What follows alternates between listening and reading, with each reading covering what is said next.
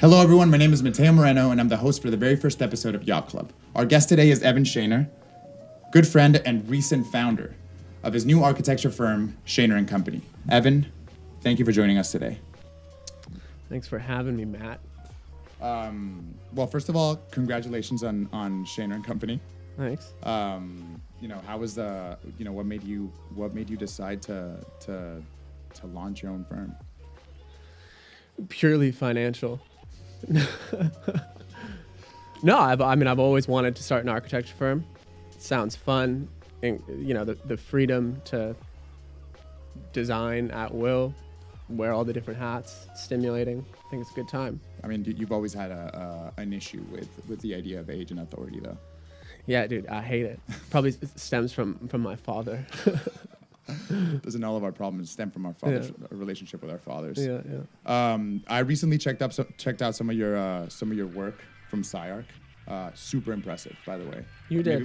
Maybe we can pull it up. Yeah. We don't have to do that. It's really working at different firms. It's really hard to put your work out there without running into some issues with whatever IP or whatever. So I mean, how do you envision putting your work out there? I have a problem where I won't put out work until I think it's of a certain standard or perfect to me. But then I find that bar, that target is always moving and at the same pace that I'm moving. So I never reach it. Yeah. So there's always that moment where it's you need to put it out so that you have a stream of consciousness, you have a track record, not only for people, but also for yourself, just to compare progress to. Yeah. I mean, you've always, I guess on that note, it's not really that relatable, but you've always critiqued social media or the way that, artists or putting yoururself out on social media.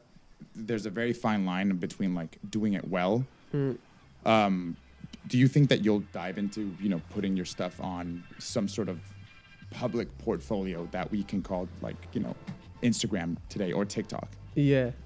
I mean, I think I'll have to. I think they're just valuable metrics even for the success of your work within the zeitgeist. But I think the problem that I have with it is that it becomes an immediate feedback at the real beginning of the process when you're trying to create. I mean, I like it as a result of sure, if you measure success by putting it out on these various platforms, I'm all aboard, but it just seems like it's getting, the feedback you get is so quick that it's getting closer and closer to affecting what it is that you're designing or what it is that you're creating. As an architect from LA, what drives you to LA? Yeah, the traffic.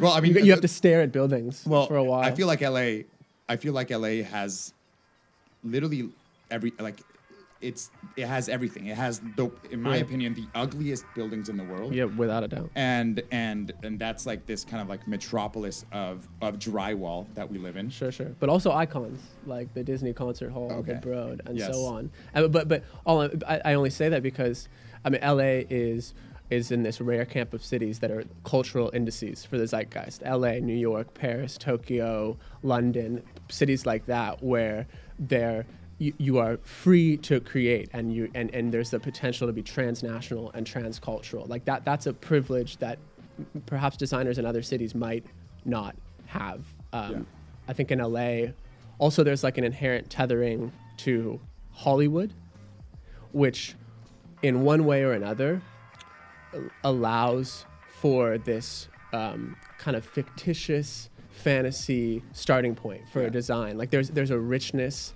there's a richness of narratives and design genealogy in LA that you can align yourself with, and that kind of freedom of expression, that kind of freedom of creativity is hard to come by, especially in cities that might be more rigid, that might curb your that creative expression. I mean, I can 100% see that, especially let's just focus on Europe. There's obviously architecture in Europe is breathtaking.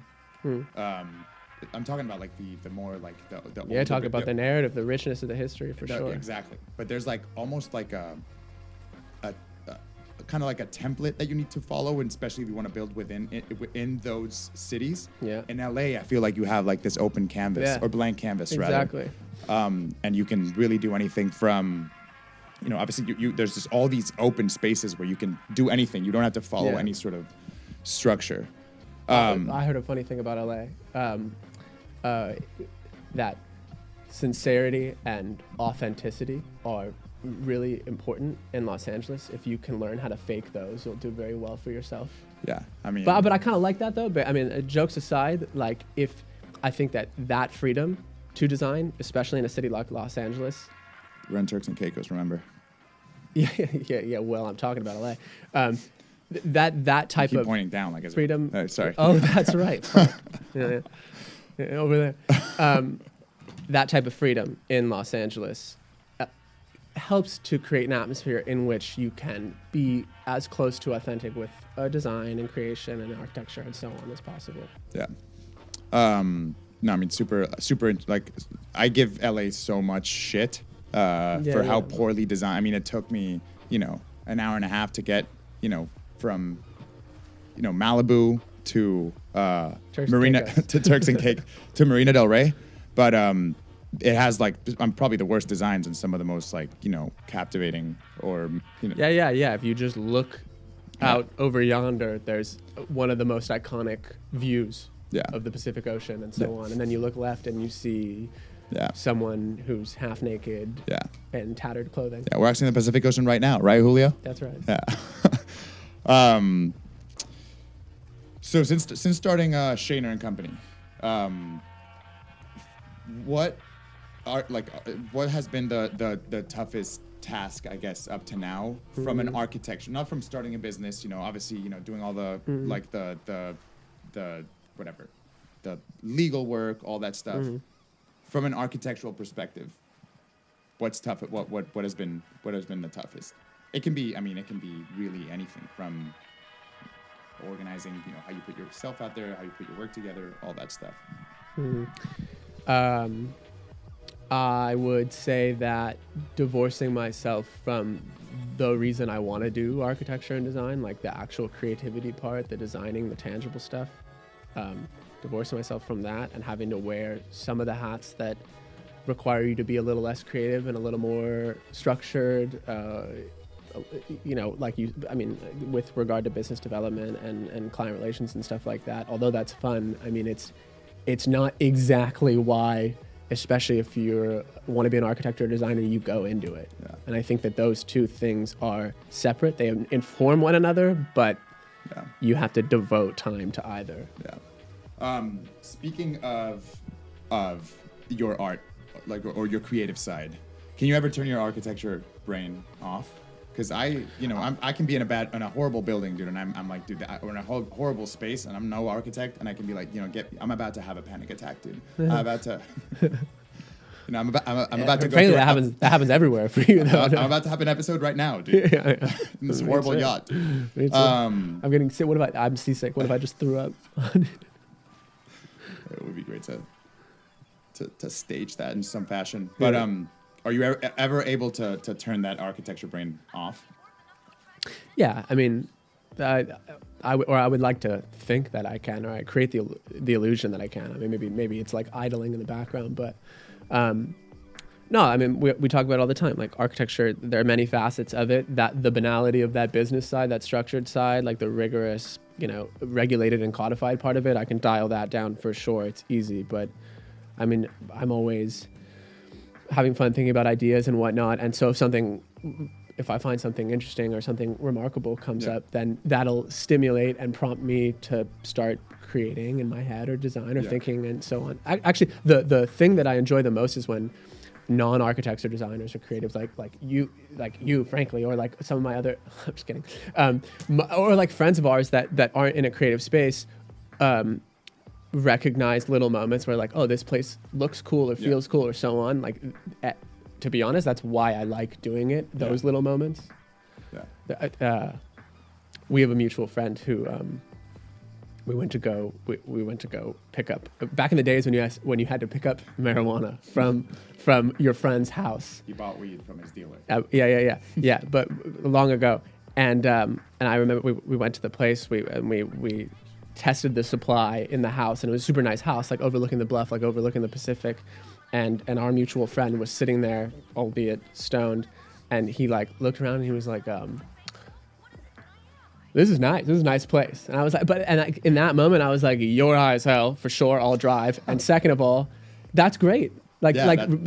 Whatever it takes to induce that. There was a moment where he was sitting there going like, "Something about this I like." Yeah. And that to me was rich. I liked that.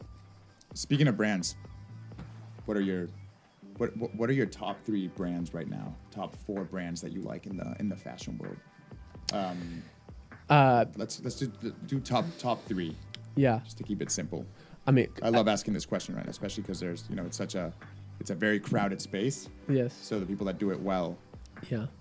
I mean, I know this sounds like cliched and trendy, but like I'm big into like comfort right now. Like, I don't know if it's because like, you approach 30 and all of a sudden you don't give a fuck, but like, yeah. I mean, that and I think the pandemic and also reaching and realizing that you don't give a fuck anymore. There you go.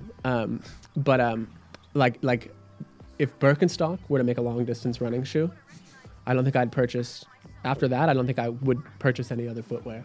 So big on Birkenstocks. Also like 711. You should try running with the current Birkenstocks. Oh, dude, still vastly faster than you. But the also 7115 by Seki and Maharishi are brands are super cool. Like I think if I had to choose one fashion related aesthetic, it would be like kind of Eastern Asian garb.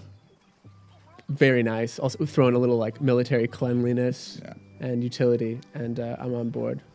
Also, there's this brand in LA called Yacht that I just found, where they're like knitting in like almost like impressionist scenes and paintings. Yacht? I could be blowing it, but Yacht, yeah. But I think, how do you spell it? Just Yitai. Yeah. Yacht. But they knit in like these scenes into the clothing that are super cool. I mean, it's like a cool balance between adventurous and traditional, which I myself like a lot, even in architecture. I'm curious, like that. It's always watching. I mean, you're a fashion. I can't say this is too base. You're a fashionable guy. And you heard it here. and with like this, seeing what you've designed in the past and seeing what you wear, it's just like I don't even know how to put it into words, but it is really interesting how there's something there. I can't describe it, but I can see it. And thank goodness. Can you imagine if it was like polar opposite? Yeah. No, that's very kind. I appreciate that.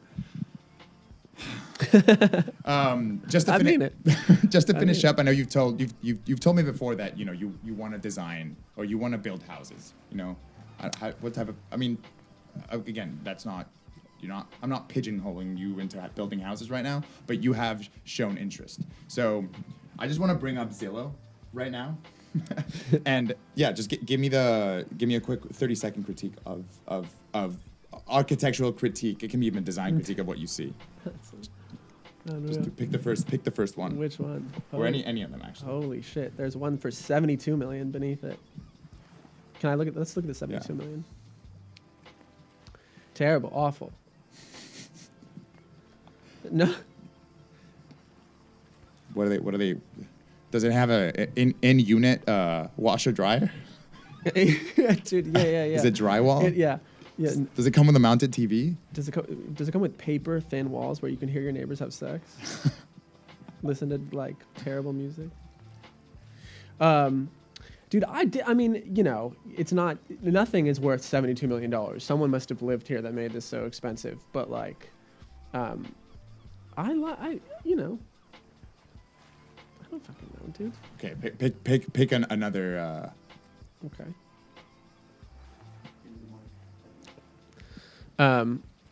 Here's one for $47.8 million that comes with a Maybach SUV and a Rolls Royce. Does it actually? Well, I don't know. They're sitting there.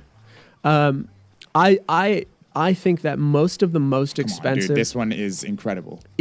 I don't know, dude. I mean, it looks luxurious, and so like if you're trying to convey luxury in LA, these are probably or anywhere for that matter. it varies from city to city, but like these are the materials you're going to want to use.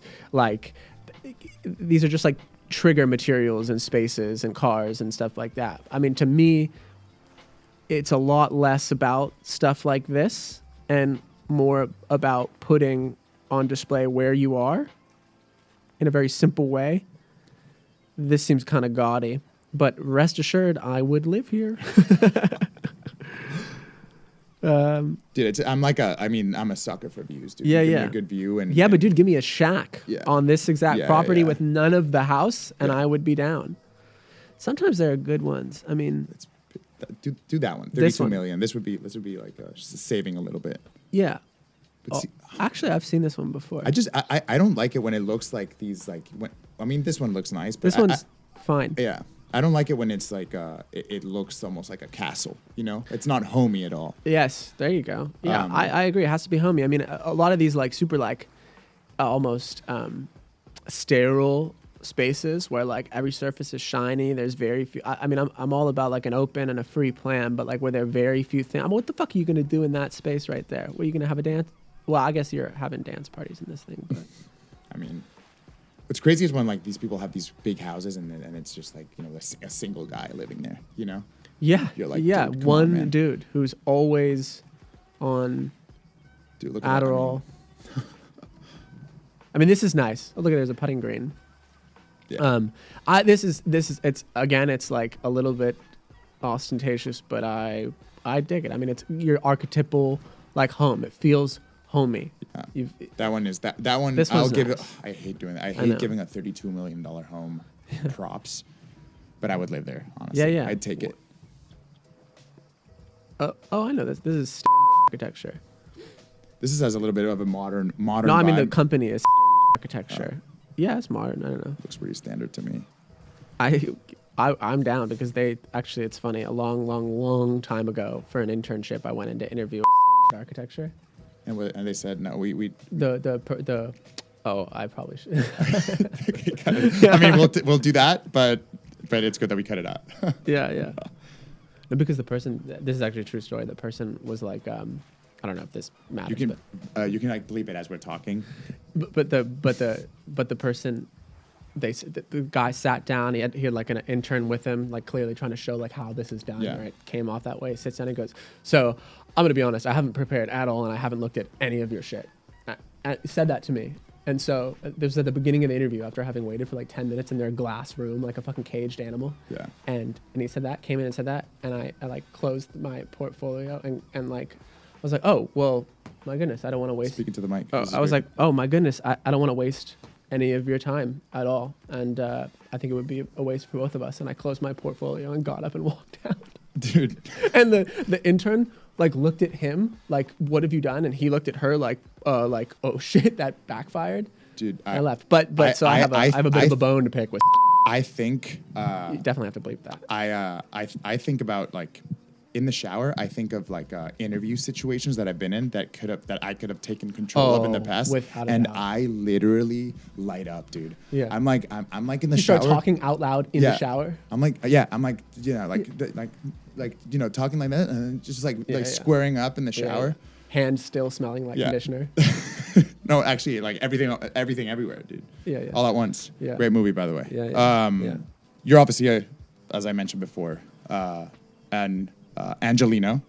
I've never used that word ever, but you are an Angelino. Sure.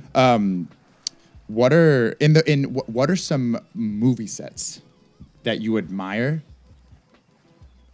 like from an architectural perspective or as an architect? Yeah, that's architecture in cinema is kind of a cult. There has a cultic following, but I mean, I just off the top, Parasite.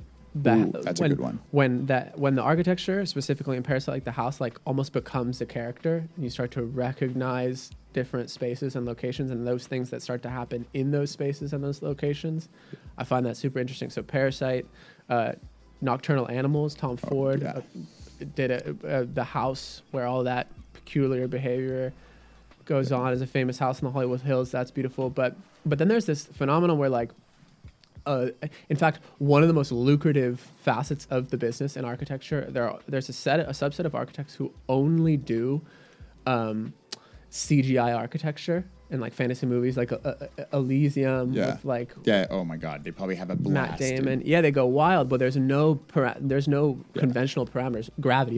You don't have to worry about gravity. But I mean, actually, before I started Shaner and Company, I was working at a firm where we were doing projects in Saudi Arabia, where there was literally no budget, and it's an odd implication when there's no budget because they're like, listen, we don't worry about gravity, and you're like, what does that even mean?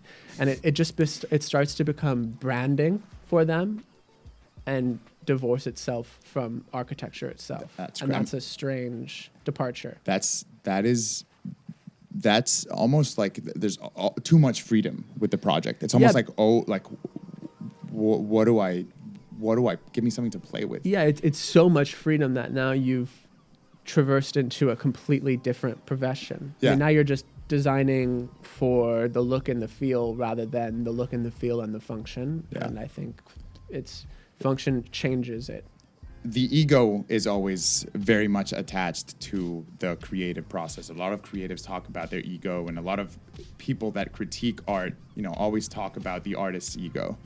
How do you, I guess my question is, like, in architecture or in the projects that you've worked with or the projects that you will work with, how do you balance the we and the I, and also who do you have who do you look up to that has managed to balance, the we and the I guess, well, in the creative field? Yeah. Speaking for myself, I mean, I just know so much.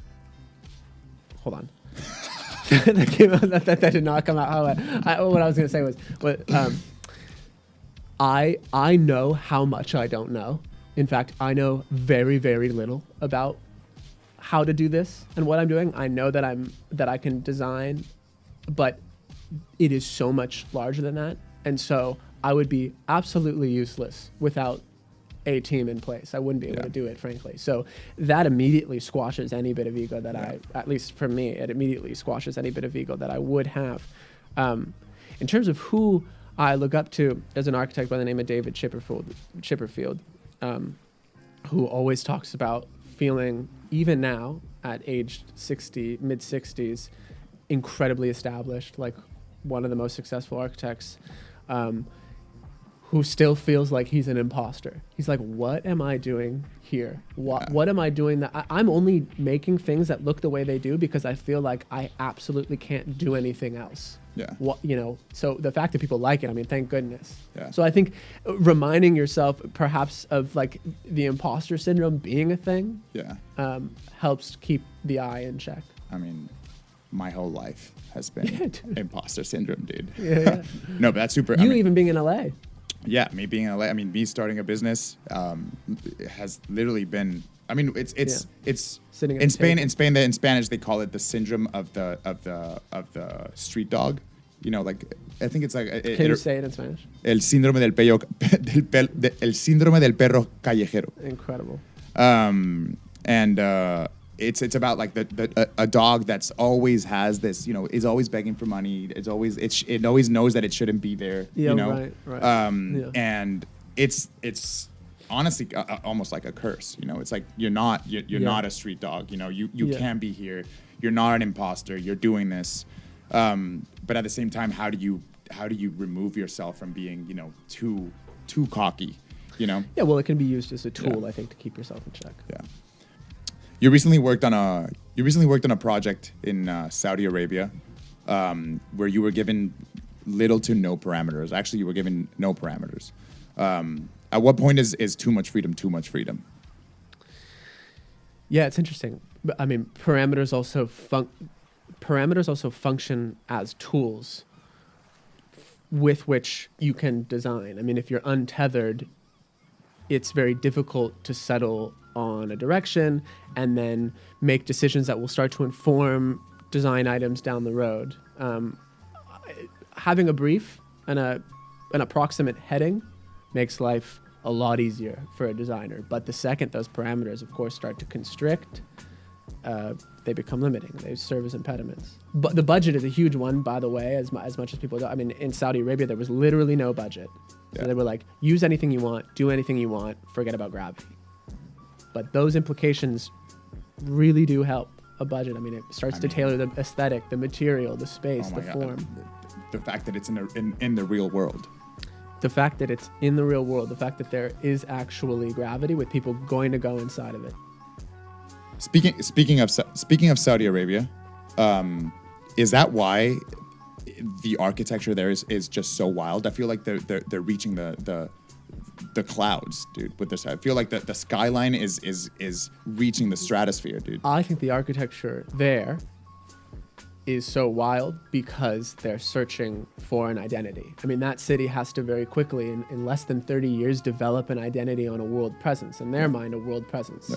There's a whole initiative there called the 2030 Initiative. And by 2030, Saudi Arabia wants to be a world presence with regard to design, with regard to business, and so on. Yeah. And so, kind of just like the guy with the metal detector on the beach looking for the metal in the sand. Yeah. I mean, they're doing that with aesthetic. They're trying as hard as they can to find an identity. And if that means in aggregate a bunch of different identities, and so be it. That's the freedom that they would want, say, Dubai to have. Yeah. I always feel like it's like almost like the tackiest place, but there's so much money, and it's like an architecture's dream to be able to have all that freedom to do and all that money to do whatever you want. But I feel like at a certain point, it's like, have some continuity, have some taste, to what you're building. For sure. But the interesting thing about Saudi Arabia is your clientele there, more often than not, is a clientele base that is never used to being told no. Yeah.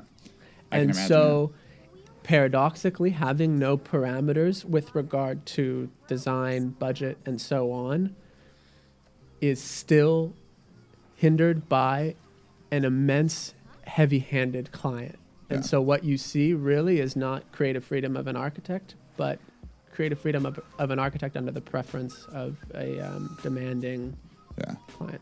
Yeah. So, Evan, just to wrap things up, I want to ask, start asking this one question, these two questions at the end of the interview. Where is this ship going? Julio? Where is this ship going, and who are you bringing on this journey on this ship with you? I don't really know where it's going, but I hope that it goes in the direction of creative fulfillment. That to me would be very important. And hopefully those people along the way that, one, make it possible, and two, inform the direction that it's going, and friends and family. I mean, they're the only reason that I even wanted to do this, and the only reason why it is enjoyable while I'm doing it. Amazing. As long as you can stay creative. I hate the question of where is it going? Even though I ask it. Into the ground. Sinking it deep into the Pacific Ocean. Yeah.